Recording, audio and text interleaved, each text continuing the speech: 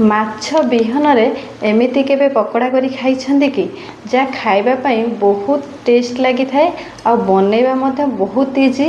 पूरा चिकेन पकोड़ा को भी आहरी अधिक टेस्ट लगे, पूरा टक्कर देला भाई आइटमटे। वीडियोटा को कंटिन्यू करंतु निहाती जानीपारे। नमस्कार, जय जगन्नाथ। फूड सीट को आपण मानकु पुणी थरे बहुत बहुत स्वागत। आज आम प्रस्तुत करवा माछ विहन बा माछ मंजीर पकोड़ा।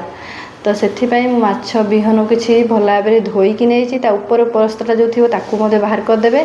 तो ता सहित मुझे किसी मसला ऐड कर अदा रसुण पेस्ट नहीं गोटे चामच, हाफ चामच पकई पियाज को हल्का ग्राइंड करके आधा चामच नहीं हलदी पाउडर, आधा चामच काश्मीरी चिल्ली पाउडर, स्वाद अनुसार लुण, गोलमरीच पाउडर हाफ चामच, फिश मसला नहीं हाफ चामच।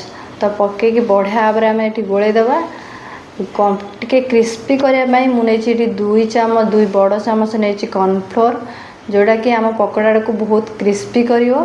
ता सहित ये मुझे ऐड कर गोटे कंचा लंका छोट छोट कर काटी नहीं, किछि धनिया पत्र को चुन चुन कर काटिक नहीं, जोड़ा कि माने टेस्ट बहुत बढ़िया दब। धनिया पत्रर ताको बढ़िया भाव गोले देछि जहाँफल कि मसलाटा बढ़िया भाव मिसीज। ये मुझे प्यान बसई देती तेल पकईकि गरम होगापाई, जहाँफल कि आम पकोड़ाटा छाणीबा। तो देखो तेल आमर गरम हो गलानी। एबे आम छोट छोट करिकी जो विहन को गोलैकी रखी थे तो ताकू आम एमती सेप देकी पकेबा। छोट छोट सेप दे देखो पूरा पकोड़ा टाइप रे मु सेप देची। छोट छोट टाइप रे एमती पकेबे, जिते छोट पकेबे ना टे जल्दी हो खाया भी मस्त लगे। देखो ये भाव में मुझे पकई नहीं, पूरा मस्त लगुला। जिते बड़े भी माने माछ घर को आसे ना निहाती भाव में विहन आनिकी ट्राए करेंगे। ये आइटमटा को बहुत बढ़िया लगे। छुआ मानू भी तो बहुत पसंद आसीज। निहाती छुआ मानू करके देवे खायापाई, से थरे खाइले ना बारंबार खायापाई जिदी करेंगे। तो पूरा मस्त लगे यहाँ।